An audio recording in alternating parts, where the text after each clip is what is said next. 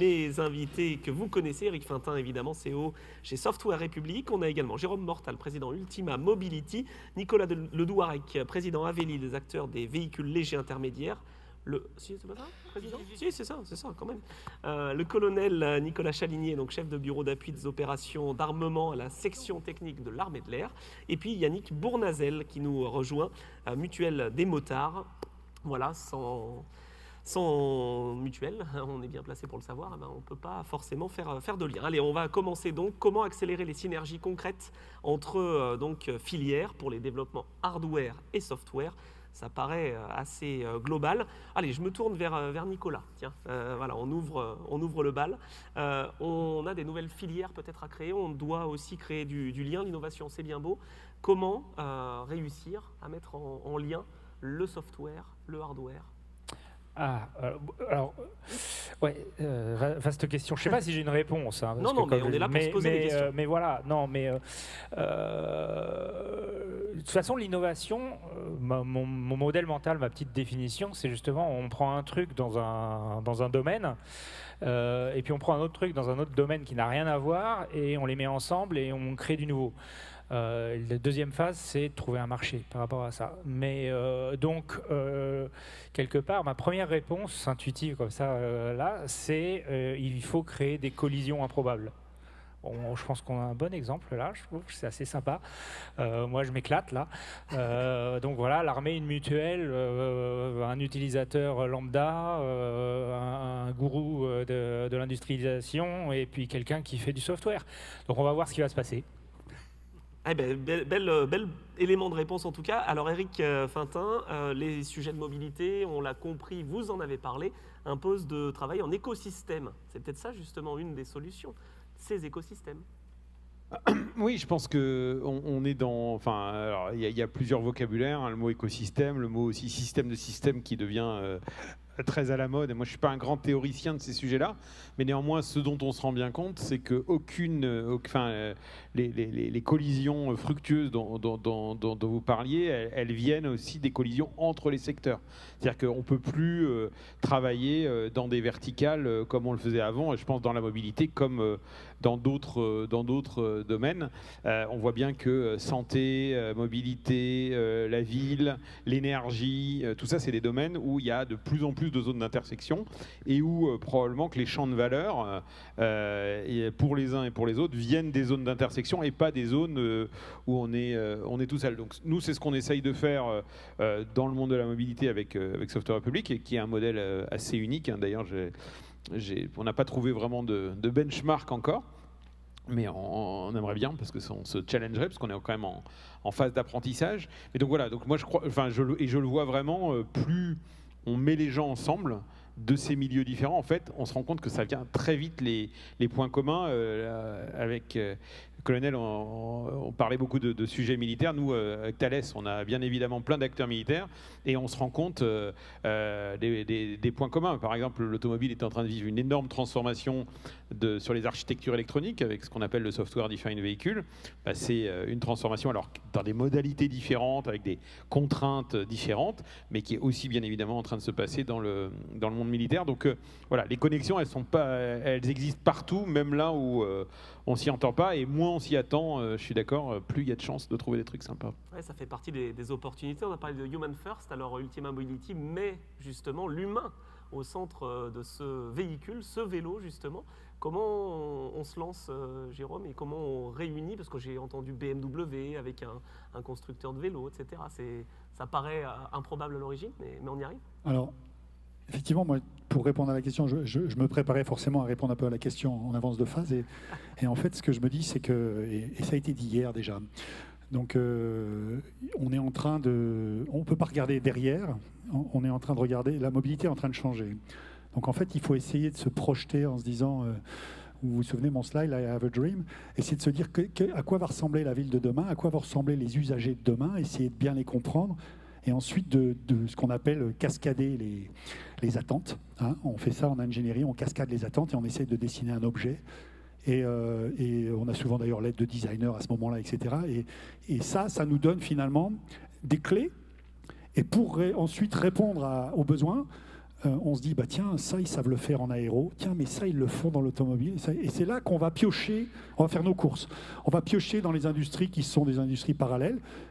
Et la chance qu'on a en ce moment, par rapport à, par exemple, parce que j'ai vécu avec Ultimal, et on a fait travailler quand même à peu près 70 entreprises, des petites et des grosses, pour nous aider dans le déploiement de ce projet, c'est qu'en ce moment, ce côté petite mobilité, il est sexy. C'est-à-dire qu'il y a 10 ans, je serais allé frapper à la porte de Chinson en disant « Tiens, fais-moi les pneus en France et on va recycler le caoutchouc et on va faire 30% de pneus recyclés dans les pneus Ultima. » Ils m'ont regardé, ils m'ont dit « T'as raison, moi, mes pneus, ils sont en Inde et ils sont très bien en Inde. » Aujourd'hui, il y a des gens qui ont envie d'embrasser la démarche, même si économiquement, les 2-3 premières années, on ne va pas gagner énormément d'argent. Donc il faut profiter de cette mouvance et puis essayer d'amener le côté un peu vertueux de tout ça par des regroupements, ce qu'on appelle le bundling effect là, chez les acheteurs, là, essayer d'acheter à plusieurs, essayer d'avoir des effets de masse. On parlait tout à l'heure de l'effet de chaîne avec l'armée. Voilà, c'est essayer de développer ça pour aller plus loin. Et là, ça va s'accélérer. Ça va s'accélérer. La difficulté pour nous, petits entrepreneurs, et je fais une petite parenthèse, c'est quand ça va s'accélérer, est-ce qu'on sera encore là? Parce qu'en fait, nous, en attendant, voilà, on porte ça et c'est pas facile. Oui, il faut des accompagnateurs. Je reviendrai avec Avélie, mais avant ça, colonel, je voudrais poser une question justement. On l'a évoqué, mais il faut aussi être acteur du changement, parce que quand on imagine l'armée de terre, on ne s'imagine pas forcément ce type de solution. On s'imagine les drones, etc. Comment est-ce que ça a fonctionné, cette approche avec Furion Motorcycle? Alors, comme je vous le disais, ça a fonctionné parce qu'on a la possibilité légale de le faire et contractuelle de le faire via l'Agence de l'innovation de défense, donc qui existe depuis maintenant 5 ans. Et puis on a aussi cette ouverture au monde civil. Maintenant, la recherche va beaucoup plus vite chez vous et on regarde avec appétence tout ce qui s'y fait. Et tous nos derniers engins qui ont été livrés, donc la gamme Scorpion, le Serval, le Jaguar, le Griffon et le Leclerc rénové, ce sont des IoT. Alors, vous avez des IoT à la maison. Là, moi, j'ai des IoT qui font 62 tonnes. Voilà. Et ce sont des objets connectés avec une Vétronique embarquée qui ferait rêver mon camarade de Software République. Donc, ils sont bardés de capteurs. Ils savent détecter une alerte laser. Tous les missiles modernes sont guidés laser. Ils savent détecter un départ de coup. Et ils savent me dire d'où il vient. Et ils communiquent tous entre eux en UHF et VHF. Alors, ça peut paraître un peu archaïque, mais là où on intervient, il n'y a plus de réseau. Donc, ils savent communiquer entre eux et ils vont mailler et ils vont proposer à l'équipage. Donc, on a des algorithmes qui sont proches de l'intelligence artificielle aujourd'hui, mais qui seront de l'intelligence artificielle demain, qui savent proposer à l'équipage une réponse la plus adaptée possible dans un temps inférieur au temps de vol d'un missile. Donc, c'est 4 secondes à peu près, 2 à 4 secondes. Voilà. Donc, on va proposer à l'équipage des solutions via le soft. Et nos engins, pareil, on a parlé maintenance prédictive tout à l'heure dans le hall. Nos engins font de la maintenance prédictive. Ils sont bardés de humps.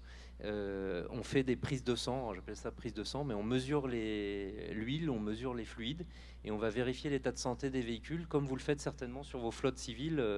Donc on s'est vraiment inspiré des meilleures technologies qu'on allait piocher partout dans le monde. Alors on a parlé de la santé donc technologique, on va parler de la santé des humains, la sécurité, etc. Est-ce qu'une mutuelle justement peut bénéficier de cette opportunité de nouvelles technologies et de pouvoir avoir l'humain au centre pour pouvoir minimiser les risques? Comment on accompagne? Alors en fait, vous parliez déjà de collision tout à l'heure. La collision pour un assureur, c'est pas forcément un bon mot. Moi, ma dernière collision m'a coûté 3 mois à l'hôpital. Tout ça pour dire que la mutuelle, en fait, nous on se positionne au milieu. C'est l'idée en fait de positionnement de la mutuelle, c'est que on doit être au cœur des conversations de tout ce qui va être mobilité de roues, avec 2 ambitions. D'une part, continuer notre métier qui est d'accompagner les usagers vulnérables. Donc les usagers vulnérables, ça veut dire ce que ça veut dire. C'est quand on roule à 2 roues, nous on a l'habitude de définir que la carrosserie du motard ou du cycliste, au final, c'est lui-même. C'est lui qui fait ses choix, en fait. Donc, on essaie de les accompagner là-dedans. D'autre côté, c'est sur l'objet en soi. Là, c'est pareil, on essaie d'être au milieu des conversations pour faire que demain, en fait, l'usage du 2 roues, au sens large, motorisé ou non, soit facilité et soit toujours compris. On discutait tout à l'heure, en fait, aujourd'hui, la moto thermique est moins bien vue qu'avant, ce qui peut paraître logique dans un centre-ville. Nous, on n'a pas de problème avec ça. Par contre, on essaie de veiller au grain pour que la mobilité de roues, si demain elle devient électrique, elle soit intégrée au même titre qu'une 4 roues. Et les problématiques aujourd'hui pour un usager d'une moto électrique, parfois elles sont toutes bêtes, mais on n'y pense pas. Donc nous, on essaie d'être là pour pouvoir insérer les discussions. Je vous donne un exemple très concret. Aujourd'hui, quand vous rechargez votre voiture, vous arrivez à votre borne, vous vous branchez, vous attendez votre voiture. Il pleut, vous êtes en moto.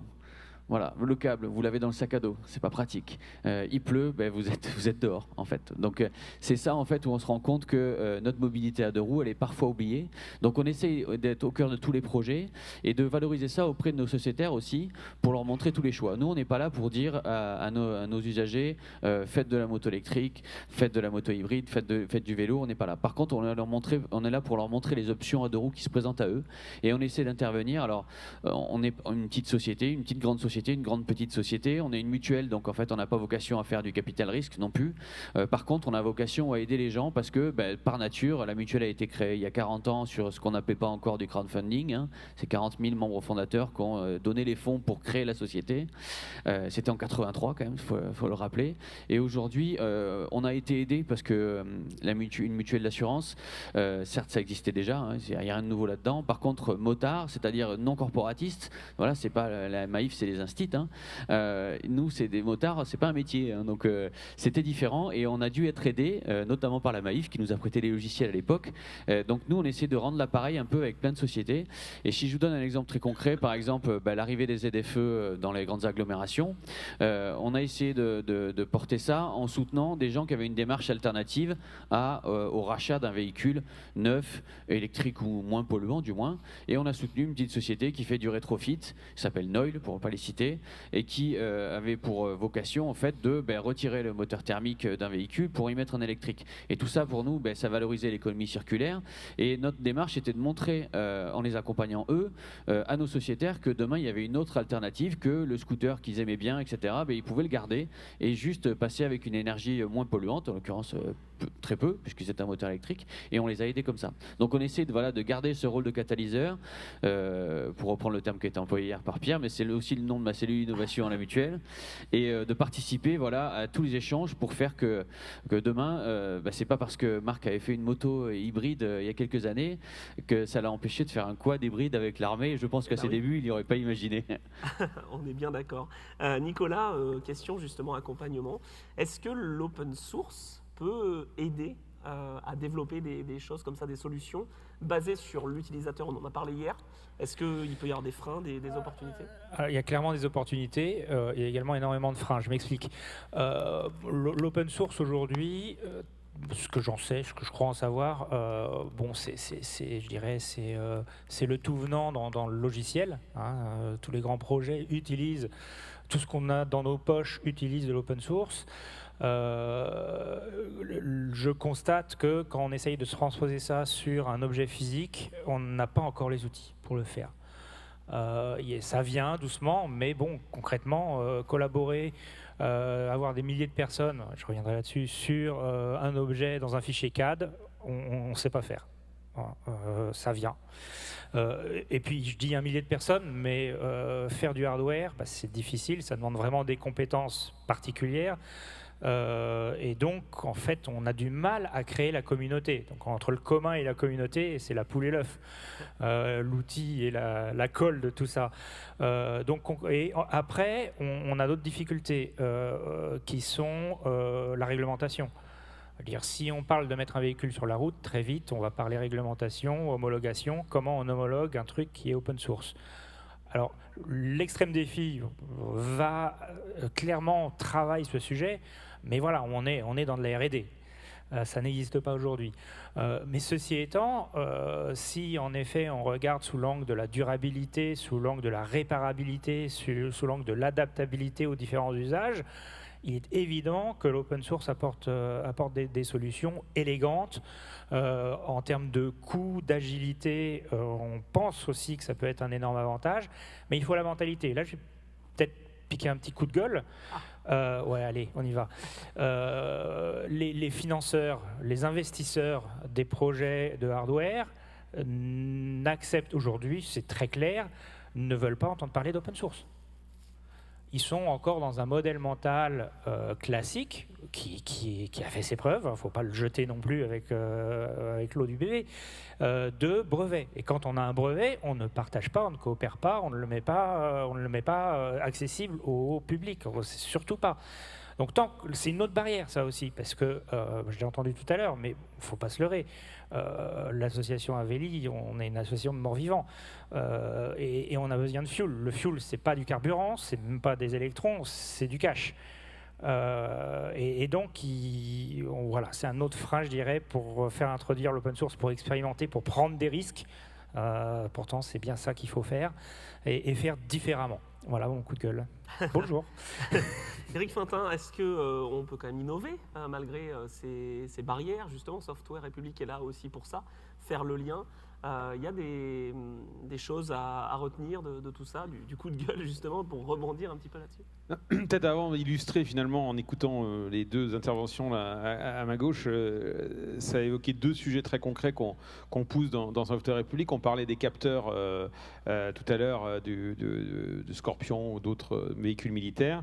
Là, on est en train de déployer toute une stratégie de virtualisation des capteurs avec, que vous pouvez voir aussi sur le concept qui est devant, avec une société donc allemande qui s'appelle Compredict. Et donc on arrive maintenant à, parce qu'on est tous dans une lutte sur la masse, une lutte sur la place, à avoir des choses extrêmement efficaces sur l'usure des freins, des pneus, sans aucun capteur physique. Donc c'est de l'intelligence artificielle bien évidemment. Et ça, on voit qu'il y a des applications dans la maintenance de plein de types d'objets différents. Autre exemple, vous parliez des vulnérables, c'est aussi un sujet qu'on travaille Software République, puisque on essaye d'initier des premières initiatives dans le monde du V2X, donc de l'interaction entre l'ensemble des objets. Alors, nous, on l'a pour l'instant plus centré vélo, on va dire, mais finalement, elle marche de la même manière pour les motos aussi. C'est l'idée d'avoir un outil qui va alerter le vélo ou la voiture en cas de trajectoire qui ont une intersection. Voilà. Donc c'est des solutions, là encore, qui technologiquement ne sont pas des défis incroyables. Hein, c'est pas emmener un truc sur Mars. Par contre, il y a énormément d'autres dimensions. Et là, moi, je me bats beaucoup aussi pour pas qu'on fasse de l'innovation d'ingénieurs uniquement. Et qu'il y a aussi toute la question du modèle économique, toute la question du go-to-market, toute la question de la scalability, qui sont au moins aussi importantes que la question de savoir si on a le truc le plus génial qui aura le prix Nobel, quoi. Oui, j'allais rebondir justement avec Ultima Mobility. Est-ce que, parce qu'on a compris le prix de revient, le prix de vente, etc., est-ce qu'on est condamné à l'origine à faire du premium finalement pour qu'après ça puisse se développer, ou pour faire du Made in France, j'entends? Non, on n'est pas condamné. Le bon exemple, c'est Decathlon. Decathlon fait l'inverse tous les jours. Donc on sait bien qu'on n'est pas condamné à faire du premium. Par contre, quand on démarre une start-up, c'est une façon un peu sexy, pour reprendre les propos de Nicolas, qui font que l'investisseur y prend confiance. En disant, sur un plus petit volume, on voit qu'il y a assez vite de la marge et donc ça vole. Donc pourquoi on a fait ce choix-là chez Ultima? Moi, je ne suis pas spécialement un fan du premium dans mon ADN. J'ai été un des papas et des pionniers de l'équipe Dacia en Roumanie, donc je veux dire, je sais à peu près de quoi je parle quand je parle de low-cost. J'ai travaillé chez Lada. Donc non, c'est juste que je pense que c'est une façon un peu facile de répondre à l'investisseur. Mais je reviens sur le point de Nicolas qui est quand même très important, sur le changement des cultures. Et donc nous, effectivement, Ultima, quand on a développé le cadre, on s'est dit on va breveter, etc. On a breveté certains aspects, pour juste des aspects technologiques. Mais par contre, moi, j'ai qu'une hâte, c'est de voir les autres suivre.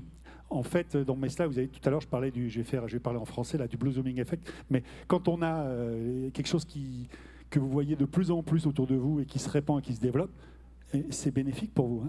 Moi, je suis content de voir Valeo, Decathlon développer un moteur avec une boîte de vitesse. Ça veut dire que ça devient un standard. Et nous, on fait partie de ceux qui en ont un aussi, donc c'est tant mieux, ça tire tout le monde dans le bon sens. Donc en fait, je ne suis pas un grand fan de l'IP des brevets à la vieille école, à l'école papa, où on dit on protège tout, on verrouille tout. Parce que ce qui est important pour moi, et notre collègue l'a dit tout à l'heure, le colonel, il faut aller vite.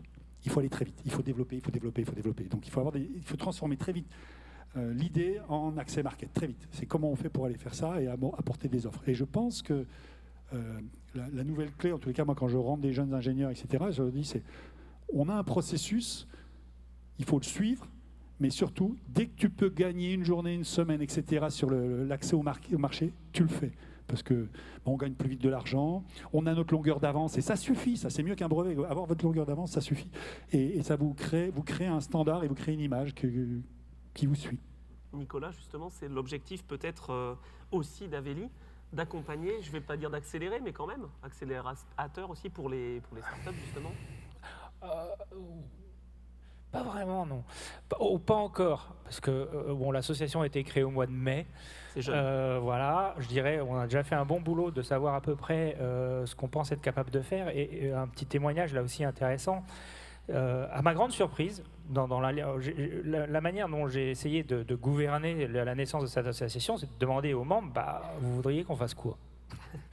Bête, mais voilà. Donc j'ai d'abord demandé, dites-moi l'univers du possible. Puis ensuite, on a fait un petit vote en ligne, tout bête, pour voir ce qui ressort. À ma grande surprise, aucun des sujets techniques n'est ressorti. Ah, pourtant, il y en avait. Je pense que vous les connaissez tous, je ne vais pas vous faire l'insulte. Mais en fait, quand on regardait, c'était trop tôt. Il faut une certaine maturité, une certaine confiance. Je veux dire, sur les 35 membres, les 25 constructeurs, on a des gens qui sont encore en train de dessiner sur un flipboard. Et puis alors d'autres, ils ont une usine qui tourne et ils cherchent le marché. Donc collaborer techniquement sur des objets d'une telle manière. Donc voilà. Donc en fait, ce qu'ils nous ont demandé de faire, c'est intéressant aussi, c'est numéro 1, l'assurance. Parce qu'aujourd'hui, si on veut mettre un prototype et le donner, aller vite, raccourcir le chemin entre l'utilisateur final et l'ingénieur, faut qu'on les mette dans la rue, nos trucs. On ne peut pas. Et, entre autres choses, il faut un truc qui amène un minimum d'assurance. On peut le faire sur des pistes fermées, c'est déjà pas mal. Mais là aussi, il faut quand même... voilà. Mais derrière, l'assurance, ça ne s'arrête pas là. C'est-à-dire que, vous avez deviné, moi je suis utilisateur d'objets roulants non identifiés. J'appelle la Maïf, pour ne pas la nommer, je dis, voilà, je viens d'acheter ce truc-là, est-ce que vous pouvez me l'assurer? La personne que j'ai au bout du fil me dit, quoi? J'ai pas ça dans ma base de données. Etc., etc., etc. Donc l'assurance. Le deuxième sujet, c'est finalement de la communication. C'est ce que je fais aujourd'hui, c'est ce qu'on fait. Il faut en parler, c'est bête. Il faut avoir une présence.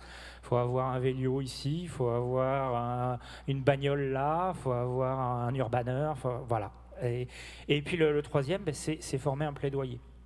Mais là aussi, avant de plaidoyer, avant de dire on a besoin de ça, on pourrait se mettre assez d'accord rapidement sur ce qu'on a besoin. Mais il faut d'abord que l'audience nous écoute. Aujourd'hui, on n'est rien. Donc avant, il faut faire tout un travail qui a déjà été fait, mais de manière individuelle, sur c'est quoi la taille du marché, ça veut dire quoi en termes d'emploi, en termes de réindustrialisation, bladibla, bladibla. On peut s'appuyer sur ce qui se passe sur le vélo, on peut s'appuyer sur les travaux de prospective du Shift Project, etc., etc. Mais il faut le construire tout ça. Donc c'est ça l'agenda, très prosaïquement pour moi aujourd'hui. Voilà. Et donc la mutuelle est importante aussi pour justement aider ce développement, on l'a compris. En fait, dans les 2 dernières conversations, il y a des exemples où on se retrouve, donc c'est plutôt positif. Voilà, si je recite Noil, typiquement, on leur a levé ce problème-là. J'ai dit, ok, vous allez mettre alors leur première chose homologuée, c'est des 103 et des 51 pour lesquels ils vendent un kit rétrofit homologué et Solex. On leur a dit, vous rassurez vos clients, vous pouvez déjà faire le devis. Voilà, vous avez une solution d'assurance pour vos futurs clients. Ça, c'est le premier truc. Le second, en fait, c'est cet altruisme un peu qui a un coût pour les sociétés, mais qui est important parce qu'il bénéficie à tous. Moi, j'appelle ça du category management, c'est-à-dire qu'à un moment donné, quand vous avez le marché sur une pizza, vous avez une part de pizza, et l'avenir, demain, c'est soit vous faites grandir votre part de pizza, soit la pizza est plus grande, soit vous faites qu'elle soit moins petite aussi. Donc, en fait, nous, on essaie d'intervenir à ce niveau-là, et peu importe ce qui se passe, c'est-à-dire que, comme vous le disiez, en fait, quand on tire la chose vers le haut, si on est copié demain, c'est pas grave. On a été les premiers à couvrir les motos en touriste, on a été les premiers à rembourser le casque. Ça paraît idiot aujourd'hui, mais c'était il y a 20-30 ans. Là, mes derniers travaux en termes d'innovation, c'est pas forcément la mobilité, mais sur les traceurs GPS. Voilà, on se rend compte que le vol, la protection mécanique, les gens mettent moins d'antivol mécanique. On peut moins s'attacher dans les centres urbains aussi, ce qu'on disait. Donc en fait, les traceurs GPS sont une bonne solution. C'est user-friendly, c'est très 2023, c'est facile à utiliser, c'est pas cher. Il y a beaucoup d'intervenants français. Donc on a essayé de jouer ce rôle de catalyseur-là, dont on les a tous mis autour de la table, dire voilà, nous on est assureur, on veut protéger les moteurs et des traceurs, donc vous faites des traceurs, comment on peut collaborer? Et on a trouvé le mode opératoire pour pouvoir accepter les traceurs en termes de moyens de protection. Il y a des journalistes qui nous ont dit mais pourquoi vous faites ça de manière publique avec votre charte? Parce que les autres vont le faire. J'ai dit les gens seront libérés quand ils auront garé leur moto. Ils utiliseront tous des traceurs qui sont efficaces pour retrouver les motos. Et en fait, les gens n'auront plus peur de faire de la moto parce qu'ils n'auront plus peur d'être volés. Demain, quand on promeut l'airbag, c'est la même chose. C'est que les gens vont faire la moto mieux protégée. Donc on continuera à faire de la moto. Et ma pizza, si elle devient pas plus grande, au moins elle rétrécira pas. Et en fait, ce rôle-là d'investisseurs comme nous, qui ne sont pas des investisseurs capitalistes, c'est on investit avec nos moyens. Voilà, la renommée, de la communication, de l'appui aussi, parce que parfois il y a des idées qui ne sont pas bien capées ou bien on a oublié quelque chose. Si je reviens sur les traceurs, à mon avis, il y avait des antivols communautaires. Attention, cette moto est en train d'être volée à tel endroit. Alors, il dit non, ça, tout de suite, on n'en veut pas. On remboursera une moto, mais quelqu'un qui a pris un coup de couteau, ça nous embête un peu plus quand même, quoi. Donc en fait, ils ont enlevé ces fonctionnalités-là. Donc on a notre rôle à notre place, mais c'est important, comme vous le disiez aussi, que les enjeux ne soient pas toujours très centrés sur sa société, sur le capital risque aussi, et donc des intervenants dans ce secteur-là qui soient décorrélés de ces enjeux-là, ils doivent prendre leur part en fait, et c'est ce qu'on essaie de faire. Colonel, vous vouliez réagir peut-être? Oui, sur la partie essai et assurance, c'est une des premières questions qu'on s'est posées avec Furion. Alors effectivement, c'est compliqué aujourd'hui. Alors nous, on a l'avantage d'être l'État. Et donc les unités expérimentales de l'armée de terre jouissent d'un arrêté de juin 2016 qui en fait nous autorise à utiliser des prototypes sur nos terrains. Et on a nos terrains. Donc on peut utiliser les prototypes sur nos terrains. Donc on en a fourni un à Furion, une piste de référence, 5 km balisée, qu'on ferme quand on doit faire nos essais. Et on fournit aussi le pilote d'essai formé à l'école du Paris-Dakar. Et puis il a le statut de pilote d'essai. Il est là. Il a le statut réel de pilote d'essai. Et l'État est son propre assureur. Donc si jamais, alors je ne le souhaite pas, il lui arrivait quelque chose, nous sommes couverts. Voilà. Modulo, une belle analyse de risque qui fait 7-8 pages à chaque fois. Voilà. Mais je voulais rebondir là-dessus, justement, colonel. C'est peut-être ça, une des solutions aussi, parce que quand on est l'État, quand on n'y croit pas à l'origine, mais l'armée de l'air peut peut-être aussi aider ces innovations. Alors, si elles concourent à la démarche capacitaire, donc si elles s'inscrivent dans les besoins du ministère des Armées, oui. En revanche, nos centres d'essai, on les réserve bien à l'avance. Évidemment. Voilà, et l'ARH est compté, donc ils peuvent être mis à disposition des industriels qui le demandent, hein, notamment les gens qui font de l'armement, mais c'est rarement à titre gracieux, voire jamais à titre gracieux. Oui, c'est ça, c'est le nerf de la guerre. De toute façon, on le disait hein, évidemment, Jérôme. C'est souvent le côté justement finance qui peut bloquer au début. Il y a des partenaires privilégiés qui peuvent être identifiés justement pour lier entre le software et le hardware ou pas du tout? Ou est-ce qu'on peut se baser sur Aveli par exemple? Comment ça fonctionne? Alors, comment ça fonctionne? Voilà. Et je pense qu'il n'y a pas de recette. Il n'y a pas de recette. Je pense que les clés, elles sont quand même malgré tout assez simples. Je pense qu'il ne faut surtout pas louper les opportunités. Ce que fait l'ADEME avec le projet, d'essayer de mettre des gens un peu ensemble pour travailler ensemble dans la limite du possible. Ça, c'est génial. Il ne faut pas louper ce genre d'opportunités. Mais il faut aussi aller taper à toutes les portes des industriels ou des gens qui, globalement, ont besoin. Il n'y a pas besoin de regarder très loin pour se rendre compte qu'il y a des gens qui, dans 10-15 ans, il va y avoir un souci, même peut-être dans 5 ans, et que ces gens-là, ils ont besoin de se réinventer. Et en fait, des gens qui ont besoin de se réinventer, vous allez leur tendre une perche, vous allez leur montrer votre passion, votre énergie, les opportunités, et vous avez quand même assez rapidement des gens qui lèvent le doigt et qui démarrent et qui vous accompagnent. Donc, en tous les cas, chez Ultima, on fait comme ça. Aujourd'hui, on n'a aucun prêt, on travaille qu'avec des investisseurs. On est en train de recapitaliser, là on devrait être assez vite à la fin de l'année à 10 millions de capital. Mais c'est que des gens comme ça, c'est que des gens qui globalement sont en train de prendre un virage, se disent tiens, je viens de ce milieu, demain mon milieu, mon écosystème est en train de s'appauvrir, comment je le renrichis? J'aime bien l'image de la pizza, et comment je fais grossir ma pizza et comment on tient tous autour et on peut partager un bout, quoi. Donc c'est ça. Par contre, une chose qu'il faut bien avoir à l'esprit quand on est entrepreneur et qu'on a envie de se lancer dans l'entrepreneuriat, c'est que les journées font 24 heures, quoi. Donc la vraie difficulté, c'est garder le calme et la sagesse pour lever la tête du guidon et penser stratégie. Nos amis anglo-saxons disent strategy is for breakfast. Et ils ont raison. Il faut que tous les matins, il faut que le cerveau ait assez d'espace pour penser stratégie. Donc on a beaucoup parlé tous autour de Michel Forissier, mais Michel, c'était une personne très inspirante pour moi. C'est comment on se projette, comment on pense, etc., etc. Et ça, il faut garder du temps là-haut, cérébralement, parce qu'on est vite absorbé à 99% par ces problèmes, d'aller chercher de l'aide, aller chercher des fonds, aller convaincre. Moi, ce que j'essaie de faire aujourd'hui, par exemple, pour donner une clé très simple, qui va vous paraître évidente, mais je ne fais pas de véhicules qui sortent d'un cadre législatif. Donc je passe des heures à lire la législation et je rentre dans un cadre. Les gens, et j'en vois plein là dans le projet ADEME, qui essayent de faire des objets qui rentrent dans aucun cadre législatif.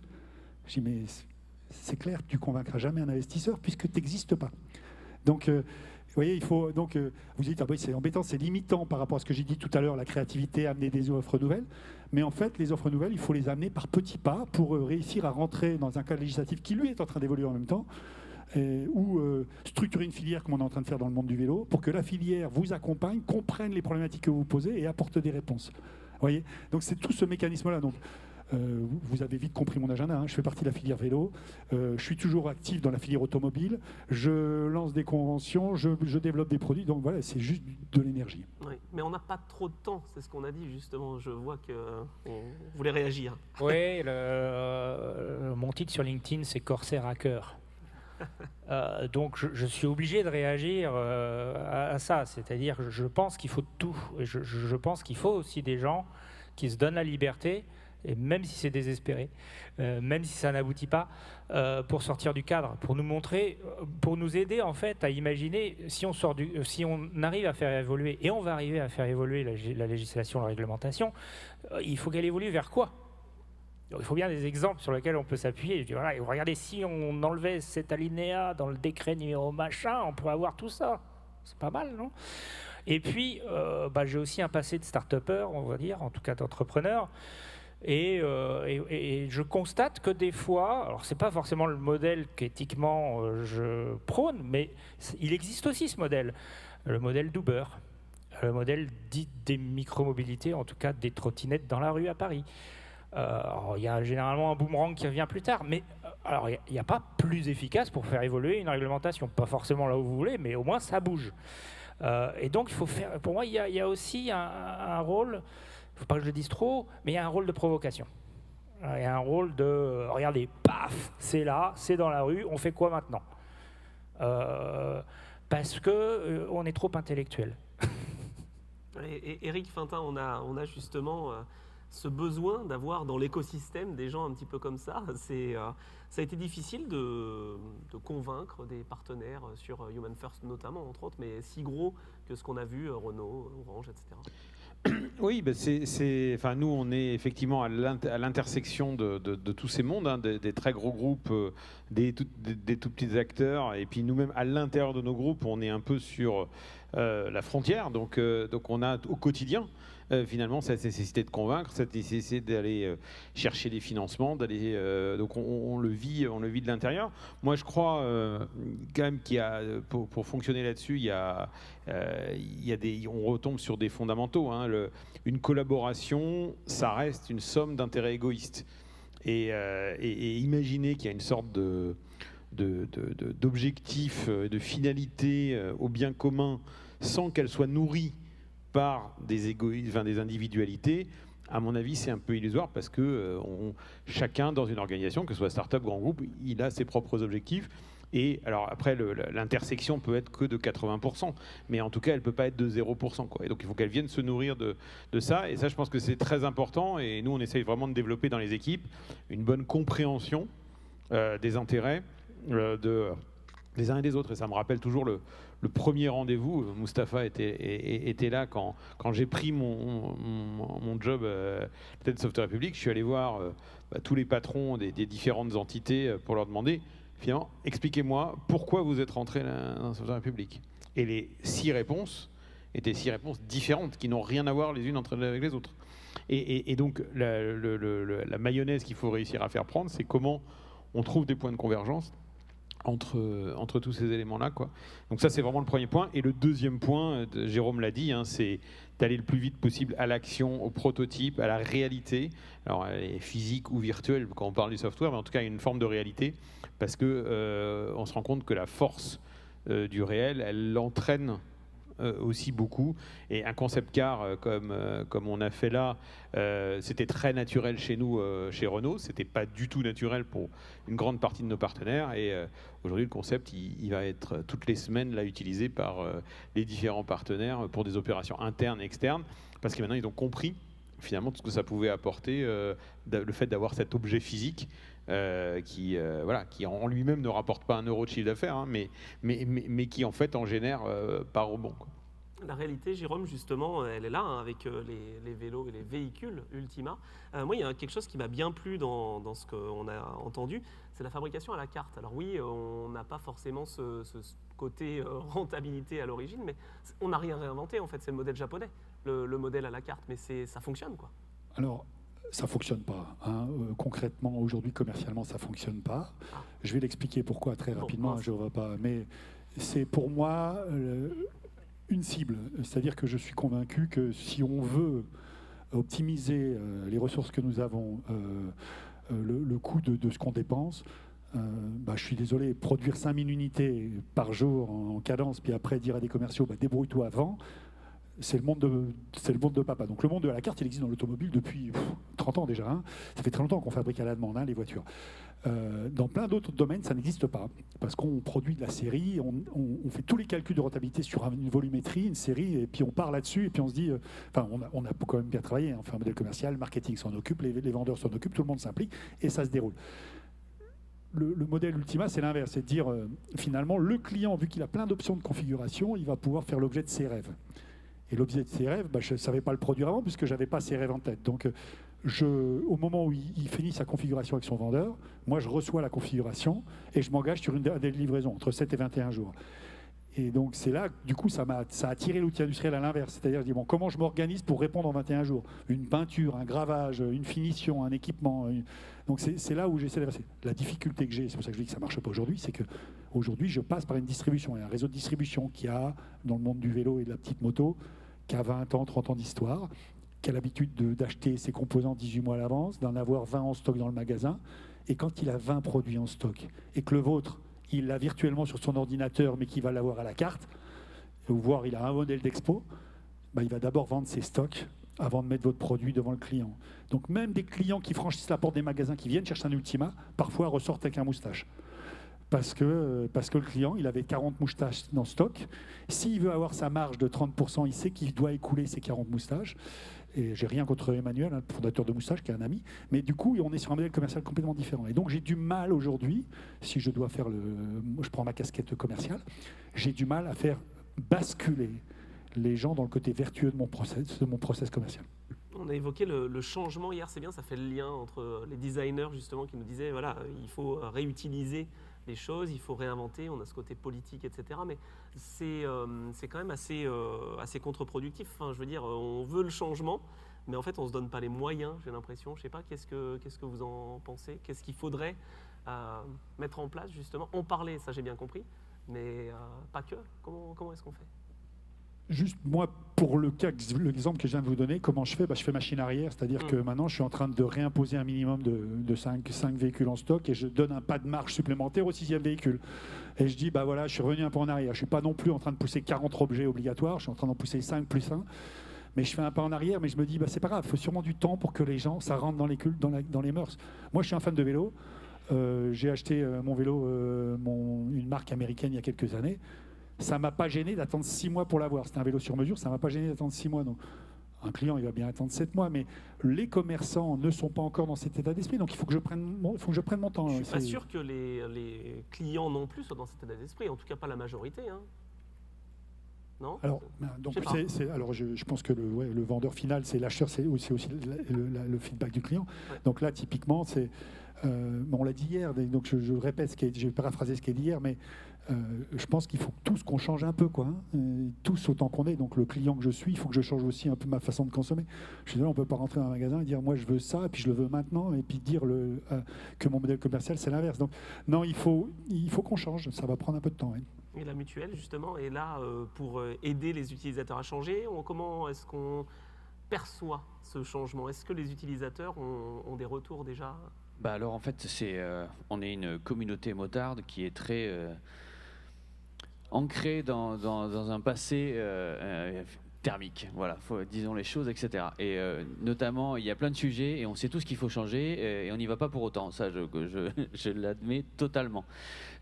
Concrètement, sur plein de leviers, on le voit. Sur la sécurité, oui, il faut être protégé en moto. Ah ben non, mais un airbag c'est cher, mais j'ai mis le même prix dans mon échappement. Donc c'est un peu paradoxal, quoi. Ils ont plein de paradoxes comme ça. Et nous, notre rôle, en fait, c'est alors c'est très pompeux comme expression, mais on essaye d'éduquer le marché. C'est-à-dire qu'encore une fois, on n'a pas à les diriger, ils sont libres de leur choix. Par contre, on essaie de leur montrer ce qui se fait et qu'ils soient au fait de toutes les options qui vont s'amener à eux. Voilà, aujourd'hui, l'électrique pour cette mobilité-là, malheureusement sur les titres cylindrés, le choix est très limité. On en disait tout à l'heure, en fait, c'est beaucoup de produits asiatiques.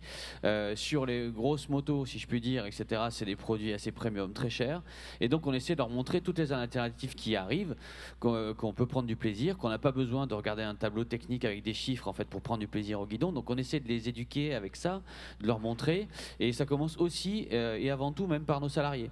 C'est aussi important en fait, votre démonstrateur en fait quand il va chez un des partenaires du groupe, et je pense que l'acculturation se fait aussi auprès de tous ceux qui travaillent pour la société. Et Marc et Venise, pour le citer, on s'est rencontrés une des premières fois à la Mutuelle des motards et on avait fait venir Marc avec sa moto hybride, je crois que c'était il y a 3-4 ans maintenant en fait, ça remonte, des pilotes de moto I et le promoteur de championnat de moto électrique pour que demain les conversations qui sont faites avec nos sociétaires au téléphone, parce que chez nous on dit on parle 2 minutes du devis et 3 minutes de moto pour voir les résultats du week-end, quoi. Voilà, mais nos collaborateurs soient tous formés là-dedans aussi pour qu'on puisse comprendre, parce que notre valeur ajoutée, nous, c'est l'expertise de RM. On connaît mieux la moto que les autres, on connaît mieux vos blessures, on connaît mieux l'accompagnement nécessaire. Et si demain quelqu'un appelle avec un modèle de moto qu'on ne connaît pas, c'est plus nous, c'est pas nos valeurs en fait. Donc on doit être au top, c'est un bien grand mot, c'est très large aujourd'hui, mais on doit être au fait de tout ça. Donc notre rôle là-dedans, c'est jouer ce rôle d'éducation au marché, d'accompagner les gens dans leur choix pour que demain, voilà, on continue à rouler à 2 roues encore une fois, quoi. Nicolas, peut-être une réaction? Oh oui, je vais rêver. En fait, il faut vraiment se méfier des mots qu'on utilise et des histoires qu'on se raconte, hein. Et sur la mobilité et la bagnole en particulier, l'histoire qu'on se raconte, c'est je veux une bagnole, je l'achète, j'utilise, je la jette. En gros, c'est un bien de consommation. C'est le bien de consommation. J'ai envie de rêver que, en fait, tout ce que j'entends, moi, ça me ramène dans... Et la moto, ça me fait aussi penser. J'étais avec le mari de ma cousine hier, c'est un passionné de moto, je ne sais pas combien il en a, etc. Et lui, il me dit, c'est des œuvres d'art. Et bien, si les objets qu'on utilise pour rouler tous les jours étaient l'équivalent d'un tableau qu'on avait dans une maison, si c'était du patrimoine et pas un truc qui va juste terminer à la déchetterie ou à la casse, pardon, ça s'appelle la casse. Regardez, prenons une maison. Si on veut une maison, il va falloir attendre. Ou alors, on en achète une d'occasion. C'est ce qu'on fait tous, en fait. On achète tous notre habitat, c'est de l'habitat d'occasion. Il faut vraiment changer l'histoire qu'on se raconte. Un voilier, voilà, Corsair à cœur, je vous l'ai dit, donc je vais parler du Corsair. Je suis désolé, mais si vous voulez votre voilier, vous allez attendre 1 an, peut-être 2. C'est normal. Et après, c'est du patrimoine. C'est pas du jetable. Enfin, bon, bref. Donc voilà, juste, il faut, pour moi, le rêve, le méta-transformateur de tout le bastringue, c'est que nos objets roulants, ça vienne du patrimoine. On les achète pour la vie. Et ils nous suivent. Le vélo fait un peu ça, hein. On voit des vélos de nos grands-parents qui reviennent sur la route, qui sont... Et je trouve ça vachement intéressant comme histoire. Voilà. Ouais, c'est intéressant. Est-ce qu'on a cette idée-là, Eric Fintin, justement, quand on lance des sujets comme ça, des projets comme ça, entre le hardware, le software, on a ça en tête ? Moi, ça me donne envie de revenir sur un fil conducteur là, qui revient, c'est l'élément émotionnel. C'est-à-dire qu'on est là pour résoudre des problèmes de mobilité, résoudre des problèmes de la planète, résoudre des problèmes de la ville, etc. Et on a vu toute la palette de solutions qui peut exister. Ces solutions, elles n'existent et elles ne se développent que dans la mesure où elles viennent impacter des éléments émotionnels. Et ça, c'est vraiment, pour moi, un élément fondamental. Moi, j'étais responsable du véhicule électrique de Renault pendant pas mal d'années, dans des moments où c'était beaucoup moins mainstream qu'aujourd'hui. Et finalement, dans les gros moments de doute que j'ai eu en me disant, mais est-ce qu'on est en train de pousser quelque chose ok, ça fait du bien à la planète, mais est-ce qu'on va y arriver, etc. Et finalement, l'élément auquel moi je me raccrochais toujours, c'est le sourire d'une personne qui monte pour la première fois dans un véhicule électrique, qui d'abord comprend pas que ça a déjà démarré alors qu'il n'y a pas de bruit, et qui ensuite accélère et se rend compte à quel point ça a du couple. Et donc, pour moi, pousser les technologies qui n'ont pas une dimension émotionnelle, ou des innovations qui n'ont pas une dimension émotionnelle, je pense que c'est pas possible.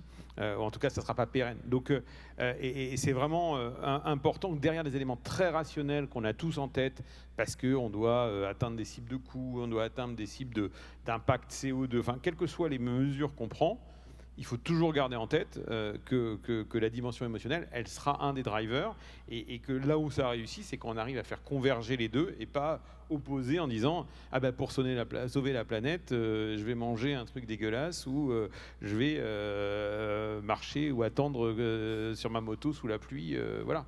Donc pour moi, c'est cette conciliation-là, elle est vraiment fondamentale. Alors, colonel, j'imagine bien que les militaires n'ont pas cette dimension-là, émotion, mais enfin, je voulais quand même poser la question, est-ce que le fait d'utiliser ce quad rétrofit, est-ce que ça les a éduqués, entre guillemets, est-ce qu'ils ne vont pas en parler aussi autour d'eux, est-ce qu'il n'y a pas cette dimension? Alors, je rebondis sur ce qu'a dit le Corsair Hacker. La dimension communication, elle est hyper importante. Alors, plus que communication, je dirais pédagogie. Et donc, c'est pour ça qu'on sort le quad un peu beaucoup. Justement pour faire de la pédago sur ce qu'on peut y gagner. Et alors nous, on a une approche un peu UX design. Je sais pas si ça vous parle forcément. Et donc on essaye de maintenant pour renforcer le côté patrimonial. Enfin nous, vous voyez, le véhicule d'avant blindé, il a plus de 40 ans maintenant. On essaye. Alors ça a beaucoup amusé Marc au début quand il est venu nous voir. En fait, on fait des véhicules qui soient beaux. Et pourquoi on essaie qu'ils soient beaux? Pour que les gens les aiment, enfin que les soldats les aiment, et qui du coup les entretiennent mieux et les gardent plus longtemps. Voilà. Donc vous regarderez l'avant du Griffon en pensant à moi. Il y a des phares qui sont un petit peu inspirés de Lamborghini, le capot est plongeant, et tout ça, c'est pas forcément des trucs qui sont hyper utiles pour la tactique, clairement. Mais l'engin, il avait besoin d'avoir de la gueule, voilà, pour que les gens s'y attachent et l'entretiennent bien et qu'on le garde longtemps. Donc on a aussi cette approche patrimoniale chez nous, et puis on est le roi du rétrofit. On est le VAB, on doit être au MK 19, je crois, de mémoire. Donc au fur et à mesure que les nouvelles technos arrivent, on les utilise pour rendre le même véhicule, parce que la scie à blindage, c'est très cher, très difficile à trouver. Donc on le rétrofit tant qu'on peut. On rajoute de l'électronique et on utilise, nous, le soft pour rendre alors vous avez dit véhicule plus sexy. Ben nous, on va utiliser le soft pour rendre le véhicule plus sexy, parce que c'est facile à faire, ça évolue facilement. Et donc on va rajouter des équipements soft qui vont faire que on apporte des capacités opérationnelles nouvelles au véhicule sans forcément y mettre le budget de l'État. Voilà. Donc on a la même approche que vous, c'est-à-dire qu'on communique, on forme, et puis on essaye de convaincre en rajoutant des fonctionnalités par le soft. Voilà. Et en revanche, on a aussi, je vous les présenterai, des corporate hackers qui sont insérés dans le minard, mais qui font des trucs très très mal, mais pour le bien.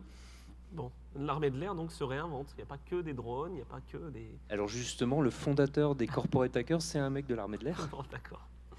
Et moi, c'est l'armée de terre. Je vole très peu, ou pas très loin. Yannick, peut-être une petite réaction? Non, je voulais rajouter sur le côté patrimonial, parce que on assiste aussi à un petit changement sur ce domaine-là. C'est parce que voilà, depuis toujours, en fait, le motard a un affect particulier avec son objet. C'est sa moto. On a l'habitude de dire que la première douleur du motard, en fait, c'est souvent sa moto qui est par terre. C'est qu'est-ce qu'elle a, ma moto? Voilà. Mais moi, quand j'ai mon dernier accident, en fait, j'ai appelé mon chef. J'étais dans l'ambulance, c'est tout. Il dit t'inquiète pas, on va s'occuper de ta moto. Alors, j'étais pas bien. Pour le coup, là, j'en avais rien à faire. Mais c'est pour dire qu'il y a un vrai attachement, en fait, un vrai affect. Et la nouveauté qui arrive aujourd'hui sur le marché, c'est une complexité qu'on voit aussi dans la voiture, c'est que moi j'étudie beaucoup les comportements des clients, Et donc j'ai un filtre, on va dire, des groupes de discussion, des groupes Facebook, etc. sur les motards électriques. Moi, je vous le dis tout de go, je suis un pétrolhead et tout, j'adore la moto à moteur, etc. Pour autant, je suis assez ouvert et je ne suis pas fermé du tout à essayer, en avoir une, etc. dans une utilisation particulière, aucun problème. Mais je suis motard depuis 25 ans, je connais tout bien par cœur et je peux vous dire que j'infile des conversations, j'y comprends rien. Et en fait, je me rends compte qu'il y a une nouvelle demande qui se crée. Alors là, c'est vrai que sur la moto, on est beaucoup sur les early adopters. Voilà, des gens qui sont un peu plus geeks que les autres, qui ont des unités de comparaison qui ne sont pas du tout les miennes, où je me perds, etc., dans des discussions très technologiques. Mais ce que j'essaie de faire passer après moi, de mon travail au marketing chez nous, c'est de dire attention, on parle avec un discours à des gens, il y a des nouveaux gens qui arrivent. Et des nouvelles marques, parce que nous, on se dit toujours, non mais Honda, Suzuki, Yamaha, machin, des grands noms très connus, qui ont une histoire, un passé sportif, de compétition. Et au final, ils vont acheter une marque qui est née la semaine dernière. Et Tesla, c'est la preuve que ça peut marcher quand même, quoi. Alors tout le monde n'est pas Tesla, c'est pas l'alpha et l'oméga, mais on a une clientèle qui au final en a rien à fiche d'avoir 200 ans d'histoire derrière, de capacité de construire une moteur thermique. Ils viennent acheter une voiture électrique, une moto électrique. Donc en fait, si la personne, la marque, l'entreprise crée des motos électriques mieux que les autres, ils vont y aller. Alors qu'on se dit que ben non, en fait, on va continuer à communiquer avec Marc Marquez sur les motos GP le week-end. Et donc en fait, cet aspect patrimonial, il est toujours là, il sera toujours là très longtemps. On est en train de repartir de zéro sur une frange d'utilisateurs, voilà, qui se pose elle-même, qui se crée ces nouvelles références. Et il ne faut pas les oublier, il ne faut pas les ostraciser, parce que voilà, si on ne veut pas créer des conflits, on est une communauté large, quoi. On ne veut pas sous-diviser, quoi. Et puis il y a aussi ce côté fierté, Jérôme, fierté de rouler sur du Made in France et fierté de rouler sur un objet qui a été pensé justement et qui est utile. Est-ce que tu le ressens, ça? Alors, obligatoirement, oui, obligatoirement. Je pense que c'est ce qui nous, en tout cas, moi, l'ingénieur que je suis, c'est ce qui me motive tous les matins, quoi, hein. C'est effectivement, on a envie de faire les objets qui font rêver, qui dégagent des émotions, et puis qui ont été faits made in le coin, quoi. Donc ça, c'est forcément sympa. Je vous cache pas que si on prend quelques anecdotes comme ça, mais quand on croise un objet sur lequel on a travaillé, qu'on le voit dans la rue, et que ça fait très plaisir. Quand j'ai vu mon premier vélo Ultima se promener dans les rues de Paris d'un client que je connaissais ni d'Ève ni d'Adam, oui, vous avez une vibration, vous dites ah yes, ça commence à démarrer. Donc oui, effectivement, ça aide, mais je pense que dans tout ce qui a été dit, je pense qu'il faut quand même prendre un peu distance par rapport à ça et cette peut-être première motivation. Et regarder des choses qui font, moi j'aimerais revenir de façon assez pragmatique, des choses qui font sens au moment où on est. J'ai bien aimé ce qu'a dit Eric sur le véhicule électrique, où le Renault a été un pionnier, a tapé dans la butte pendant très longtemps, et puis finalement aujourd'hui Renault n'est plus le leader, mais ils sont là heureusement, mais ils ne sont plus le leader, et on voit bien qu'ils avaient eu peut-être l'idée un peu tôt. Les exemples de Renault, on en connaît quelques-uns, on connaît Twizy, on connaît des choses comme ça qui sont arrivées peut-être un peu tôt. Donc la question c'est décoder quand même dans cette émotion jusqu'où nos clients sont prêts à aller et comment le marché est prêt à adopter. Donc il y a plein de facettes et j'aime bien cette table ronde parce que le côté assurance, le côté accompagnement, le côté image, il y a tout ça à prendre en compte et je vous assure que là on est dans de la rocket science, hein. J'ai pas de boule de cristal, mais du coup c'est vachement difficile et du coup je reviens en arrière, je rembobine, je reviens au vélo. On était en 2000, l'année où moi j'ai créé Ultima, en 2022, 250 créateurs de marques de vélo. 250 nouvelles marques ont déposé. Je pense que sur les 250, de ce que j'ai vu là dans l'Union Sport et Cycle, il y en a au moins plus de la moitié qui ont déjà disparu de la carte. Donc, il faut juste... et puis moi aujourd'hui je vis parce que je suis sous perfusion, hein. Et donc voilà, c'est juste trouver le bon équilibre pour que ça démarre et qu'on y arrive et que notre créativité, elle ne soit pas là pour remplir des musées, elle soit là pour aller un peu plus loin que ça, même si ça fait des beaux objets de patrimoine, des beaux objets d'art qu'on va pas regarder. Voilà. On veut faire pousser les lignes. On a un bel écosystème, c'est vrai, là, c'est pas mal. Est-ce vous avez des questions pour clôturer un petit peu cette... Oui. Alors, question, est-ce qu'on peut amener un micro là? Eh ben, je vais l'amener moi-même. Voilà, parfait. Petite question, alors. Tac. Bonjour à tous. Alors, je suis malheureusement d'accord avec beaucoup de choses qui ont été dites, que ce soit l'aspect sensation, patrimoine. Néanmoins, derrière la transition, c'est pour ne pas dire autre chose, parce que j'aime pas le mot disruption, mais je crois que c'est ce qui se passe dans la mobilité aujourd'hui, en particulier dans la voiture. Je crains que les objets de demain évoque moins de sensations pour les gens. C'est-à-dire qu'on a l'impression que... Après, j'aurais peut-être une question sur la partie commerciale, mais on a l'impression que le marketing est un métier, alors je n'exagérerai pas en disant qu'il va s'évanouir, mais je crains que les voitures de demain, et Dieu sait si vous avez en face de vous un passionné d'automobile, ressemblent plus à grand-chose. Elles seront efficaces, elles seront certainement très green, mais je crains que la notion de sensation, et j'ai noté quand je vois le concept car à l'extérieur, que oui, le côté sensation, sensoriel, tout ce qu'on peut, la façon dont on peut le décrire est présent, donc il y en a sûrement besoin. Mais néanmoins, je crains que nos constructeurs automobiles, aujourd'hui, demain, et accessoirement, probablement certains qui viendront de plus en plus de Chine, vont nous construire des voitures moches, dans lesquelles on n'aura pas de sensation. Et c'est malheureux, ça ne nourrira pas le patrimoine, accessoirement, ça sera peut-être utile. Donc j'aimerais, voilà, c'est pas vraiment une question, peut-être une réaction par rapport à ça. Si vous partagez cette chose-là, je crains que l'attrait, l'envie d'acheter une voiture demain soit juste utile. Après, il y a quand même les sensations, Jérôme, je vais parler de l'insolente aussi, voilà, il y a des sensations de pilotage, etc. C'est pas que le visuel. Alors, tu as vu tout à l'heure mon CV 5 minutes. Moi, je viens de la F1, j'ai fait du sport automobile, je suis un passionné de moto. En fait, je ne suis pas du tout d'accord. Je ne suis pas du tout d'accord parce qu'en fait,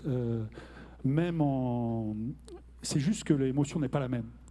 C'est-à-dire que demain, on va peut-être avoir des gens qui vont vibrer parce qu'ils vont dire tu vois, il s'appelle Multipass, notre vélo. Nous. Tu vois, mon Multipass, je m'en éloigne avec le iPhone, tac, il se met au point mort automatiquement, il se verrouille, la géolocalisation se met en route, il me prévient quand une voiture arrive autour de moi, etc. Et il va dégager des plaisirs ou des attentes qui donnent envie, qui sont différentes, c'est tout. Alors oui, il ne va pas faire vroom vroom, oui, il ne fera pas le record du tour sur le circuit Bugatti, mais il apporte d'autres choses et je pense que c'est très intéressant d'écouter nos clients, alors qui sont des personnes âgées ou moins âgées, des gens en rupture. En fait, ils ne cherchent pas forcément ce que, en tout cas, moi j'ai cherché dans les années 90 quand je faisais du sport automobile. Et en fait, du coup, on va toucher d'autres cordes émotives. Et les équipes marketing nous le disent bien, nous le ramènent bien en disant méfie-toi avec tes vieilles cordes, tu vas toucher personne. Il faut vraiment aller toucher d'autres points sensibles. Le design, le style, on parlait d'art, mais le style est très important, etc. Donc, je suis convaincu qu'on va rester dans de l'émotionnel. Et je suis convaincu et je suis content que nos amis chinois ils soient moins sensibles et qu'ils nous amènent des horreurs. Parce que du coup, je pense qu'ils ne vont pas prendre leur place. Ils ne vont pas prendre l'opportunité qu'ils ont en tous les cas. Autre question, et après on conclura cette table ronde, s'il y en a. Oui, si, Marc. Et après, Marc, on va t'accueillir avec Magali pour le mot de conclusion. Je vais rebondir sur ce qu'a dit Jérôme. En fait, je pense qu'il y a une différence sur les véhicules peut-être anciens, plus anciens, sur lesquels on commandait. En fait, on n'attendait rien d'autre qu'ils réagissent à notre commande. Aujourd'hui, les véhicules suggèrent. Ils vous disent votre pouls, on l'a vu dans la démonstration, ils vous disent que vous êtes mal garé, ils vous avertissent avec des radars de recul. En fait, on est attentif à eux. Mais quelle est la notion d'une relation ? Parce que, en fait, comme le disait Nicolas, je suis entièrement d'accord avec ce qu'il dit. Il faudrait libéraliser, il faudrait pouvoir tout essayer, il faudrait pouvoir hacker, il faudrait pouvoir autoriser, il faudrait pouvoir simplifier la législation. Mais le problème, on a un souci contractuel dans lequel les véhicules doivent être désirables. Il y a aussi un souci contractuel d'économie. Bien sûr, les brevets, moi je serais le premier à dire pas de brevets. Mais le problème, c'est que le monde tourne autour de ça et on a besoin d'intérêt pour avoir de l'argent. Je vais pas trop digresser, mais pour répondre à ce que disait à Jérôme, où est le charme quand un véhicule vous commande ou vous suggère, alors que vous avez besoin justement d'entretenir une relation malheureusement très humaine dans laquelle vous avez un ascendant sur votre véhicule. C'est peut-être un peu sociologique comme question, mais quel est votre point de vue là-dessus ? Il y a mon voisin qui me disait, moi je suis sensible justement aux véhicules qui peuvent avoir des suggestions, et moi j'ai du mal à le partager aujourd'hui. Donc est-ce qu'on peut faire une analyse justement de notre relation par rapport aux objets qui nous entourent ? Moi, je peux juste contribuer. Le débat est ouvert et voilà, moi, je ne suis pas à l'inverse de Jérôme. Je travaille dans l'automobile depuis 25 ans. Je suis absolument aucune relation émotionnelle avec la voiture. Donc voilà, pour moi, c'est un objet extrêmement fonctionnel. Mais j'adore en faire parce que c'est compliqué et que ça change beaucoup. Voilà. Moi, je voulais juste revenir sur le choix qu'on a fait d'utiliser le mot Human First pour ce concept, et qui d'ailleurs est aussi un programme du groupe Renault. Je pense que on voit que la relation avec la technologie elle est en train de changer, je dirais la technologie en général, pas qu'automobile, et il y a beaucoup de tendances qui finalement ont éloigné l'utilisateur de la technologie en la rendant effectivement très technique. Et je pense que, sans vouloir dire du mal de concurrents, je pense que par exemple la relation des marques allemandes avec la technologie, elle est beaucoup plus froide, elle est beaucoup plus centrée sur la technique. Les slogans d'un certain nombre de constructeurs utilisent le mot technique. Donc voilà. Et nous, et là je reprends ma casquette Renault et pas Software République, mais on l'a appliqué aussi chez Software République et on s'est rendu compte que ça faisait le point commun entre tous les partenaires. Ce non-human first, il a été très facile à mettre en commun parce qu'en fait, on a tous reconnu ce besoin d'humaniser la relation avec la technologie. Alors, est-ce que c'est du conseil? Est-ce que c'est de l'assistance? Est-ce que c'est le fait de tous les débats qu'il y a autour de la conduite autonome, le fait de rendre du temps de cerveau disponible pour faire autre chose que se concentrer sur la route? Il y a des gens qui aiment, il y a des gens qui n'aiment pas, mais en tout cas, on a remis cette dimension humaine dans le cœur de notre développement. Et ça, moi, je pense que c'est un gage, encore une fois, de rester connecté avec nos clients et de s'adapter à ce qu'ils veulent faire. Après, je pense que par définition, un système qui peut aider peut aussi ne pas aider. Et s'il y a des gens qui ne veulent pas recevoir l'aide, enfin, je veux dire, vous achetez une voiture qui a un régulateur de vitesse, rien ne vous en oblige à l'utiliser. Donc je pense que là-dessus, il faut être ouvert, savoir qu'il y a un certain nombre de gens qui ont envie ou qui prennent goût petit à petit aux aides, parce qu'au début, on a tous tendance à les rejeter. Je pense que la première voiture, on a eu une caméra de recul, on s'est tous dit, mais c'est un gadget, ça ne sert à rien. Et pour ceux qui sont à leur deuxième ou leur troisième voiture avec une caméra, on s'est plus garé sans, quoi. Donc voilà, ça, c'est la réaction par rapport aux innovations. Donc voilà, moi je crois que l'humanisation de la relation avec la technologie, avec du coup des prises qu'on peut brancher ou débrancher, ça permet de couvrir tous les usages et toutes les attentes clients, et en tout cas de rentrer dans quelque chose qui est beaucoup plus profond et beaucoup plus durable comme relation. Un petit mot rapide et puis après on... Moi, c'est juste pour pas forcément relancer un débat derrière, mais je parlais de ça avec des amis l'autre jour, et j'avais entendu il n'y a pas très longtemps un investisseur qui disait « Moi, j'investis dans un produit qui rend le monde meilleur ». Et aujourd'hui, on assiste à des conversations, en fait, quand on parle de véhicules de transport, quel que soit, en fait, en disant « Est-ce que ça nous sert vraiment ?» En fait, parce que je parle des exemples du parking, tu disais la caméra de recul. Oui, alors le parc assist, je ne sais pas s'il y en a beaucoup qui ont des voitures avec le parc assist, combien l'utilisent et combien ça pèse dans une voiture. Et en fait, il y a beaucoup de choses comme ça. Là, j'ai un copain qui peut démarrer sa voiture avec son téléphone. Je dis waouh, c'est ça le monde meilleur en fait. C'est alors faciliter la vie du conducteur, son entourage, sa sécurisation. J'y crois énormément. Voilà, il y a beaucoup de choses. Après, on est tous d'accord qu'il y a beaucoup d'innovations qui ont été portées parce qu'on part d'un constat commun que les humains deviennent de plus en plus feignants, quoi qu'il arrive. Voilà, on a inventé la télécommande juste pour pas se lever à 2 mètres quand même, quoi. Le gain, il n'est pas fou, quoi. Et aujourd'hui, j'ai peur qu'aussi que la technologie, il y a une vraie veille à apporter là-dessus, qu'elle doit être bénéfique pour la société et pas juste pour la flemmardiser et faire toujours du confort, pousser outre mesure. Mais on se rend moins compte maintenant, je pense qu'on le verra un jour, que parfois on va alourdir nos voitures et pour que nos voitures soient plus lourdes, il faut des moteurs plus gros et on consomme plus d'énergie, quelle qu'elle soit. Et en fait, là, il y a quand même une frontière sur laquelle on doit tous être vigilants et on voit aujourd'hui d'ailleurs des constructeurs qui prônent, alors c'est pas cette décroissance, que ce serait pas le bon mot, mais en fait, arrêter cette surenchère.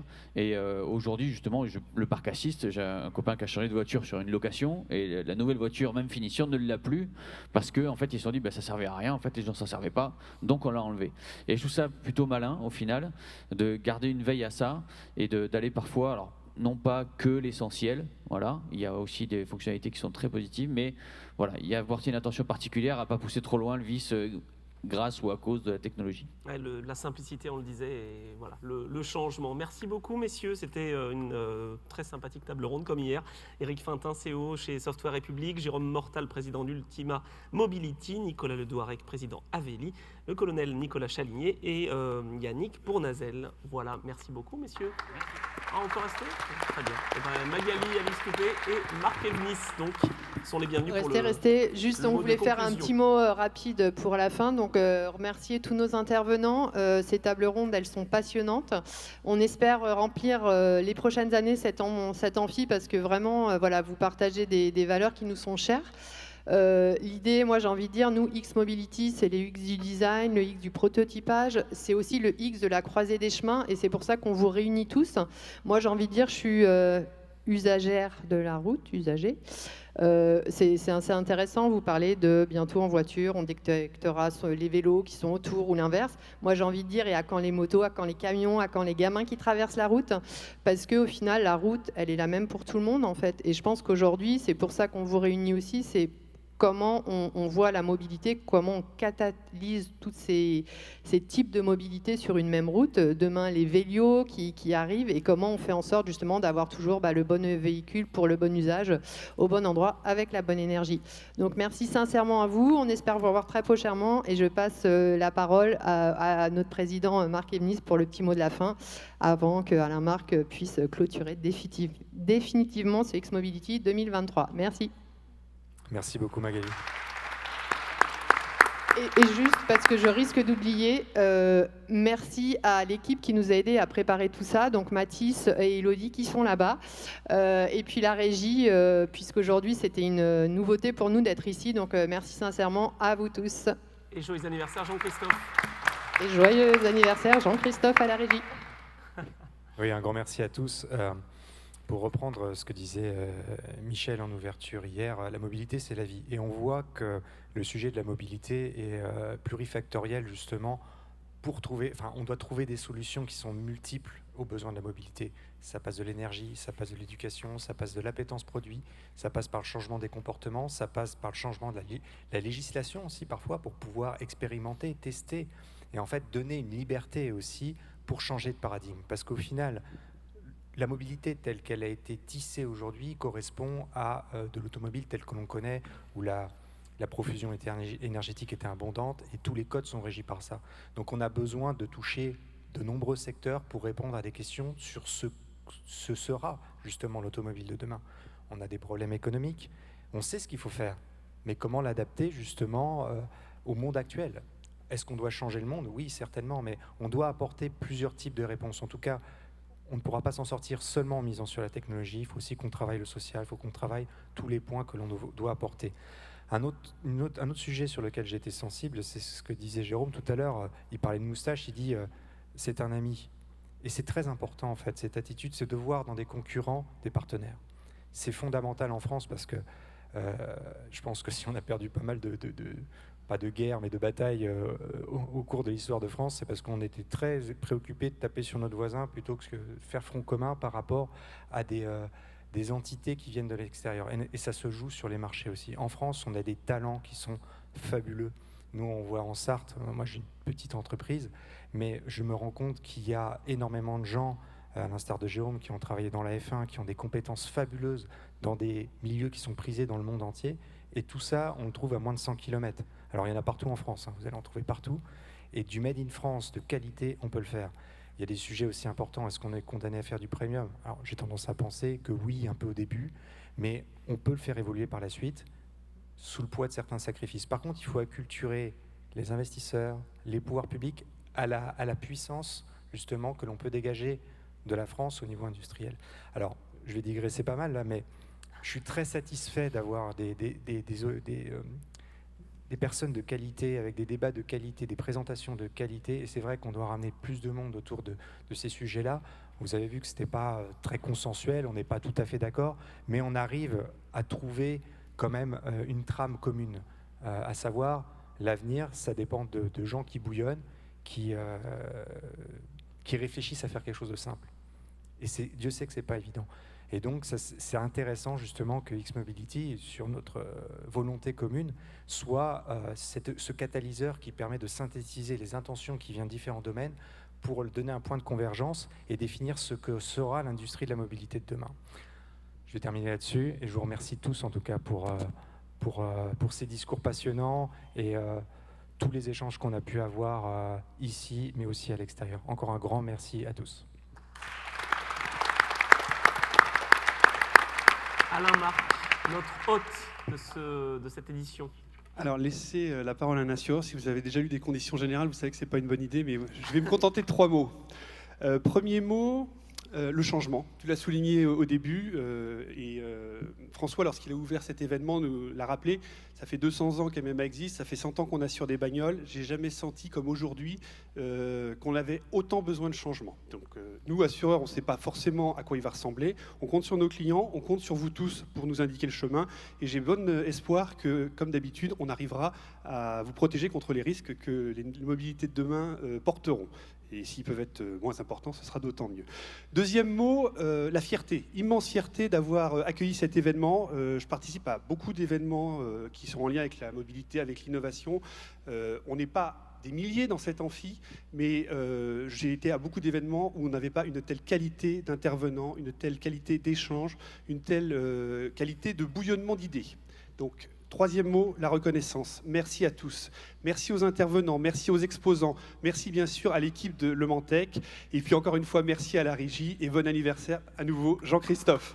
Et merci à Geoffroy Lefort également, notre facilitateur visual to explain. Voilà. Oui, merci Anthony. Et donc on se donne rendez-vous en 2024, voilà, pour la 7e édition, ce sera aux alentours de septembre. Merci à vous. Vous êtes les bienvenus chez MMA. Exactement, merci, on le note. Donc networking maintenant, et puis pour les chanceux, visite VIP et coworking à partir de 14h30. Merci beaucoup.